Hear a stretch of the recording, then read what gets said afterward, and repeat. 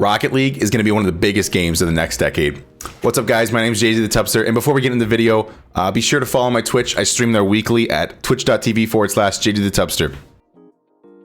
So, you're probably thinking to yourself right now, this guy's crazy. Rocket League, car soccer. You really think that's going to be one of the biggest games of the next decade? Well, I'll just say this. I'm not the only one that thinks so. Psyonix is joining the Epic family. Epic Games acquires Psyonix. May 1st, 2019. Epic Games is probably the biggest game studio in the industry right now. And that's all because of their implementation and business strategy with Fortnite.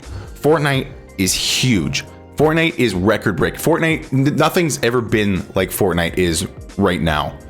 And you got to be thinking to yourself right now, what are they going to do with Rocket League? Epic Games doesn't just acquire Rocket League to make a little bit of money. They have a plan. They have a business strategy. What is their business strategy? Epic Games is smart. Epic Games knows where money's at. They don't break records by accident. Epic Games is going to revolutionize Rocket League in a way that we've never seen before. Epic Games sees it like they should. Epic Games sees the future, sees the potential in Rocket League. They see a brand-friendly game. They see a game that's easy to access, that even kids can play. They see a game where advertisements can run rampant without being obtrusive or affecting the gameplay. They see something that many people are getting into, and they see the esports potential in Rocket League. Now, a rumor with this acquisition is that Psyonix and Epic Games are going to be putting out Rocket League for free on the Epic Store. Now, this would make a lot of sense. I mean, a lot of free-to-play games are super successful. A lot of esports titles are free to play. And this just allows for more of a market share, for more people to say, I want to play that game. I don't want to put money towards it, but I don't mind trying it. And I think that grabs a lot of people, myself included. I mean, I don't think I'd ever be playing Rocket League if it weren't for Psyonix initially releasing Rocket League for free on PlayStation Plus when it initially released. It just allows for more people to latch onto the game who are always hesitant. And I think Psyonix knows this. I mean, that's originally why they released it onto PlayStation Plus. They knew that if people started to play the game, that they would love it and they would continue to play it and would spend money on it. But you got to think big here. Epic Games sees a future for Rocket League. Epic Games used all their Fortnite money and put it towards an acquisition. They are diversifying their portfolio. They see that Fortnite was successful. Let's do it again. And I really do think that Rocket League can be the next big game of the next decade. Now, another reason why I think Rocket League is going to be the biggest game of the next decade is because of this simple fact. Rocket League officially released in China. This is huge. This is massive. I'll pull up a stat here. By 2023, there will be an estimated 354 million PC gamers. 354 million.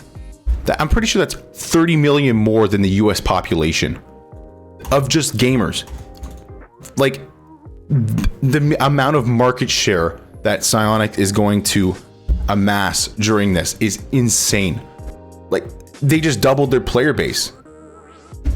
Like, it's going to be absolutely insane to see how much this will affect Rocket League's popularity on a global scale. It's very easy to get centered in on North America. This is where everything's happening. But there's a whole globe that has yet to experience Rocket League like we have. And I truly think that this move to China is one of the cornerstone reasons why Rocket League is going to absolutely crush the next decade. Now, another reason why I think Rocket League is going to crush the next decade is because of this simple fact. Rocket League is headed to the 2020 Olympics. Now, I know Rocket League isn't actually going to become a international sport. Rocket League doesn't have its own category at the Olympics. But there's going to be a tournament leading up to the Olympics that is officially endorsed by the International Olympic Committee. Now, this is insane. I mean, Rocket League aside, video games have not been represented at the Olympics. This is such a massive move and shift in culture that no matter what, there's going to be growth from it. And Rocket League is the head of it. Well, and Street Fighter, but who cares about Street Fighter? Intel has partnered with the International Olympic Committee to bring Rocket League and Street Fighter V to the Intel World Open, an event set to run ahead of the 2020 Summer Olympics in Japan. There's going to be a 500,000 USD prize pool between Rocket League and Street Fighter. So there's going to be people there. It brings Rocket League to a world stage that it's never seen before. We're talking about it going to China. Well, I mean, this just blows it even more out of proportion. Rocket League is moving global, everywhere. You're gonna be able to see Rocket League from anywhere. And Epic Games knows this, man. But this also brings up another point. Rocket League can be so much more than it is right now. The way Rocket League Esports works right now is it's RLCS and RLRS. They're small tournaments, kind of small leagues that last a couple weeks, and then you have your big tournament. What if there was a year-long or like a 9-month-long season? Think hockey, think Overwatch League. You have teams represented by cities. You have people coming out live to cheer them on. This is what Rocket League could be, and it's only begun. You want to look at esports titles? Look at CSGO. You have a game that people grew up on that is now one of the biggest esports in the industry. Now just think how Rocket League could fit in that position. It's 4 years old. Imagine what it could be in 15 years. People can learn Rocket League. People can garner their skills in Rocket League. There is so much growth that can happen in Rocket League, and it blows my mind how people don't see this. Now, if I were the International Olympic Committee, I'd be looking at esports, and I'd be seeing games like CSGO, League of Legends. These are games that are so complicated, and the strategies are hard to see. Why do you think they chose Rocket League to spearhead this new venture into the Olympics? Rocket League's easy to understand. Rocket League is visually simple. There's 3v3 soccer. Everybody on this planet pretty much understands soccer. And how much more is it easy to understand when there's 3 people on each side? You can see plays formulating. You can see strategies happening. Rocket League is that easily accessible game that esports needs. And I truly believe that is one of the fundamental reasons why it will crush the next decade. Now, looking at Rocket League, I think there's another reason why it will be super successful into the next decade, and that is because the skill ceiling is still growing. There's a gap, the barrier for entry and the skill ceiling, and it just keeps going like this. It just grows, and it's insane to think.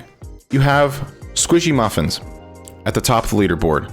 As of November 7th, Squishy Muffins posted a video of finally reaching the #1 spot in 3v3s.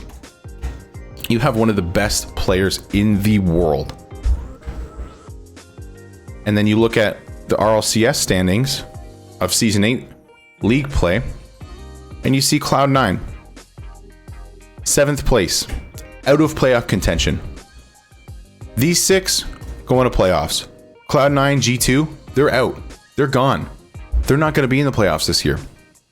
And it makes you think, how is Squishy Muffins at the top if he's 7th place on Cloud9? I mean, granted, his team could suck, but that's not the case. The case is, there's so much growth happening. You have a team like Pittsburgh Knights, aka the Peeps, for those of you who don't know. At DreamHack this year, they upset C9 to win in the grand finals. A team that nobody and their mother had even heard of comes and beats one of the Titans in Rocket League and is now above them and in playoff contention, knocking out C9 once again. And this just goes to show there's talent out there. There are people who are getting better at this game. There's no way the skill ceiling is stuck here. It has so much potential to grow, and new metas develop, new tech develops. There's still new tech. If you follow Musty on Twitter, The dude just came out with a brand new kickoff. Like, the tech doesn't stop. It is constantly growing. The skill ceiling getting higher and higher. Rocket League is not done. Rocket League is just beginning. Guys, if you liked the video, please consider dropping a like. I'd really appreciate it. Maybe leave a comment. Let me know what you thought. Once again, my name is JD the Tubster, and I stream on Twitch weekly. So please come and follow me. Twitch.tv/JD the Tubster. I hope you enjoyed the video. You guys have a fantastic day. We'll see you later. Peace.